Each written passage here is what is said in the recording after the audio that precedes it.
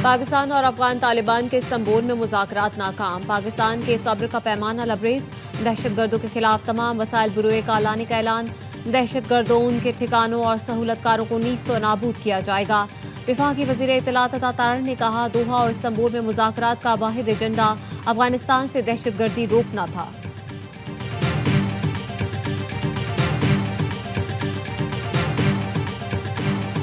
अफगान सरजमीन पाकिस्तान के खिलाफ इस्तेमाल हुई तो घुसकर हमला करेंगे। मुज़ाकरात की नाकामी के जिम्मेदार तालिबान हैं। काबुल की पूरी क़यादत भारत के हाथों में खेल रही है। वज़ीर दिफा ख्वाजा आसिफ की ARY न्यूज़ से गुफ्तगू। कहा, 4 बार ऐसा हुआ कि मुआहदा होने लगता था तो काबुल से इनकार हो जाता था।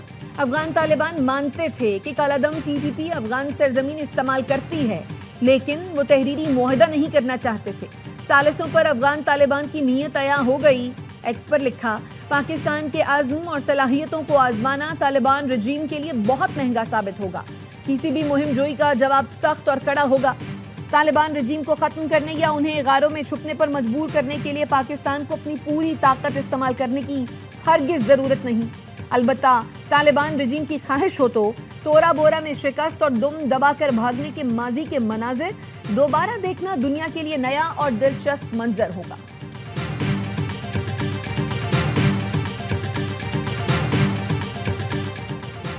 वज़ीर दाखिला मोहसिन नकवी की ईरान के सदर मसूद पेज़ेश्कियान से मुलाकात।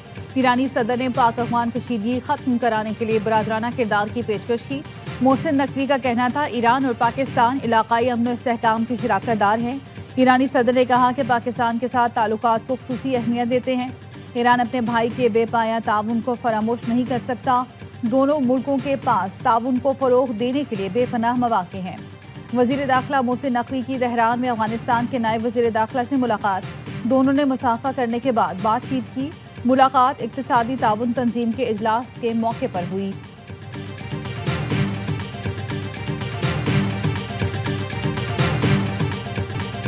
वज़ीर आज़म आज़ाद कश्मीर के लिए चौधरी यासीन पीपल्स पार्टी के उम्मीदवार होंगे।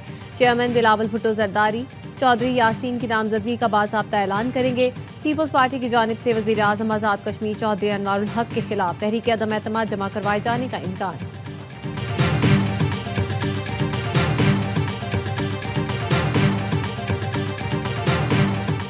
और एक जमात के लीडर ने कारकुनों को निहत्थे लोगों पर हमलों के लिए उकसाया।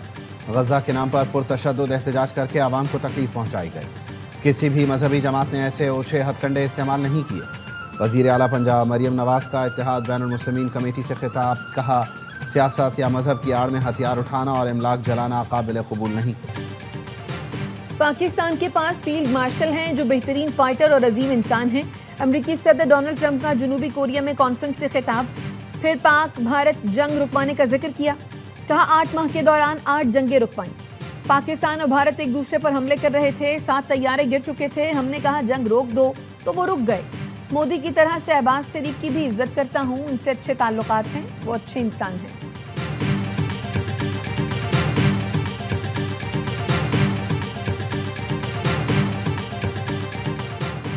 वज़ीर आज़म शहबाज शरीफ 3 रोज़ा दौरे सऊदी अरब मुकम्मल करके वतन वापस पहुँच गए।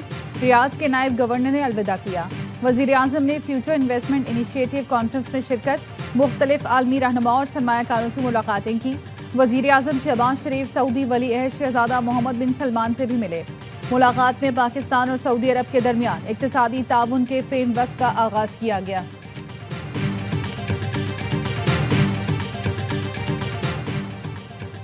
अलीमा खानम का पासपोर्ट और शनाख्ती कार्ड ब्लॉक कर दिया गया। रावलपिंडी की इंसदादे दहशतगर्दी अदालत ने 26 नवंबर के एहतजाज केस में अदम पेशी पर पासपोर्ट और शनाख्ती कार्ड ब्लॉक करने का हुक्म दिया था।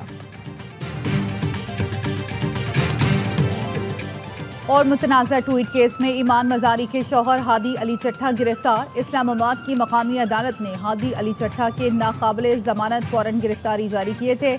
अदालत ने निकलते ही पुलिस ने गिरफ्तार कर लिया। मौलाना फजलुर रहमान ने तहरीक इंसाफ के साथ चलने की हामी भर ली। PTI जराए का दावा। बताया, फजलुर रहमान ने कहा है असेंबली के अंदर और बाहर ग्रैंड अपोजिशन का साथ देंगे। सरबराह JUI अपोजिशन लीडर के लिए महमूदा चकजई को वोट देने के लिए भी रजामंद। असद कैसर ने वफ्द के हमरा मौलाना से मुलाकात की। مولانا فضل الرحمان نے گرینڈ جرگے میں شرکت کی دعوت قبول کر لی۔ پی ٹی آئی رہنماؤں کی ملاقات مولانا فضل الرحمان کی دعوت پر ہوئی ہے۔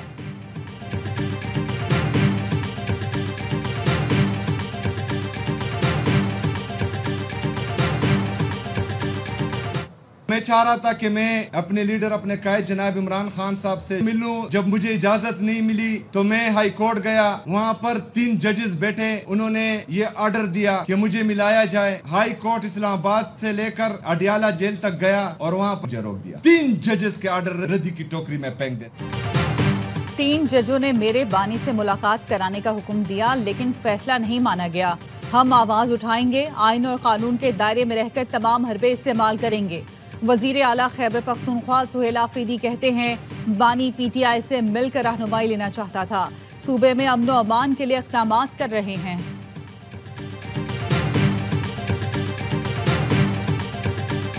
شبلی فراز صاحب کی ڈسکوالیفیکیشن ریلیٹڈ ہماری پٹیشن پینڈنگ تھی۔ پشاور ہائی کورٹ میں وہ پٹیشن ہماری سینیڈائی ایڈجن ہو گئی تھی، ہم اس کے خلاف سپریم کورٹ آئے تھے۔ آج سپریم کورٹ نے اس آرڈر کو سیٹ اسائڈ کر دیا ہے۔ ہائی کورٹ کو دوبارہ ڈائریکشن دی ہے کہ سارے پارٹی کو سن کے پھر اس پہ فیصلہ کر لیں۔ سپریم کورٹ نے شبلی فراز کی خالی نشست پر سینٹ الیکشن روکنے کی استدعا مسترد کر دی۔ جسٹس حسن رضوی نے ریمارکس دیے، سینٹ الیکشن میں مداخلت نہیں کریں گے۔ آپ نے سینٹ الیکشن کے لیے امیدوار بھی نامزد کر دیا ہے، جب امیدوار نامزد کر دیا تو حکم امتناع کیوں مانگ رہے ہیں؟ Chairman P T I barrister Gohar کہتے ہیں سپریم کورٹ نے شبلی فراز کی نااہلی کے کیس میں پشاور ہائی کورٹ کا فیصلہ کالعدم قرار دے دیا۔ ہائی کورٹ کو ہدایت کی کہ فریقین کو سن کر فیصلہ کریں۔ سینٹ انتخابات میں کل خرم ذیشان کو کامیاب کرائیں گے۔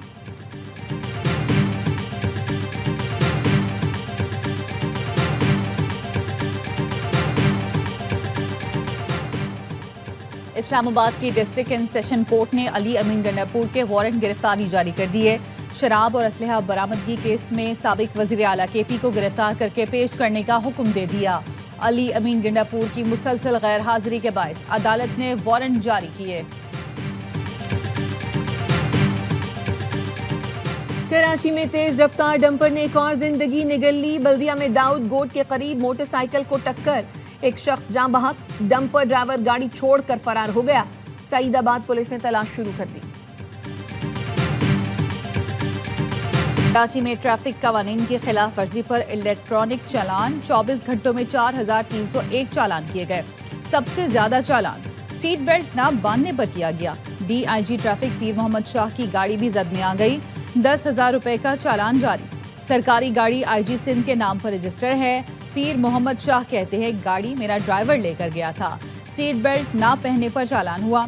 بھاری چالان کے خلاف ایم کیو ایم نے سندھ اسمبلی میں تحریک التوا جمع کرا دی۔ کہا جب تک انفراسٹرکچر بہتر نہیں ہوتا الیکٹرانک چالان سسٹم کو معطل رکھا جائے۔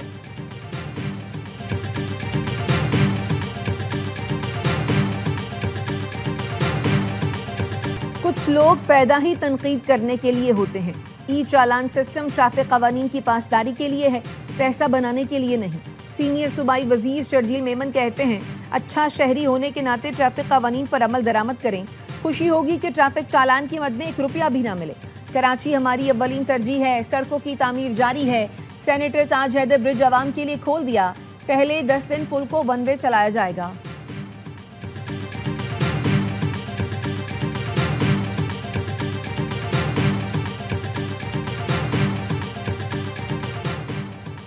گرین کلائمیٹ فنڈ نے پاکستان کے لیے $25 کروڑ امداد کی منظوری دے دی۔ رقم کو گلیشیئرز ٹو فارمز منصوبے کے لیے استعمال کیا جائے گا۔ ایشیائی ترقیاتی بینک کی معاونت سے منصوبے کی تکمیل ہوگی۔ سوات میں کسانوں کو زراعت اور آبپاشی کی سہولتیں فراہم کی جائیں گی۔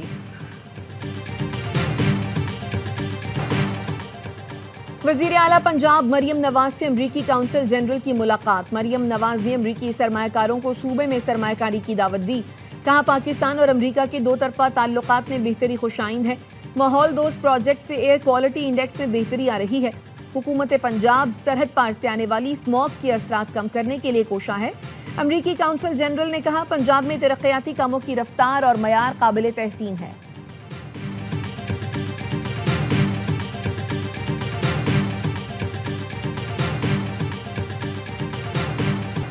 لاہور سمیت پنجاب کے مختلف شہر آج بھی فضائی آلودگی کی لپیٹ میں. لاہور پھر دنیا کے آلودہ شہروں میں سر فہرست. قصور کی فضا بھی انتہائی آلودہ ہو گئی جہاں ایئر کوالٹی انڈیکس 750 تک پہنچ گیا. فیصل آباد میں AQI 642, ملتان 467, شیخوپورہ 449, جھنگ 427 اور پتوکی میں ایئر کوالٹی انڈیکس 376 ریکارڈ کیا گیا.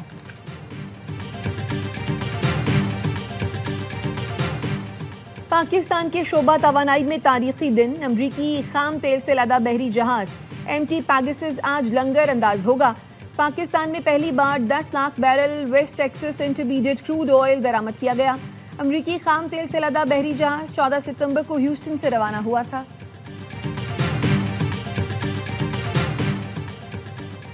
ترکیہ کا یوم جمہوریہ. صدر اور وزیر اعظم کی مبارکباد. صدر آصف زرداری نے کہا ترک قوم کی استقامت اور ویژن دنیا بھر کے لیے مشعل راہ ہے. ہر مشکل گھڑی میں دونوں ملکوں نے ایک دوسرے کا ساتھ دیا. وزیر اعظم شہباز شریف بولے پاکستان اور ترکیہ بھائی چارے کے بندھن سے جڑے ہوئے ہیں. ہمارے تعلقات صدر اردوان کی رہنمائی میں ایک نئے دور میں داخل ہو چکے. محسن نقوی نے کہا یہ دن ترکیہ کی آزادی، خودداری، استقامت اور قربانیوں کی یاد دلاتا ہے. پاکستان اور ترکیہ کے عوام کے دل کسی جغرافیائی حد کے پابند نہیں.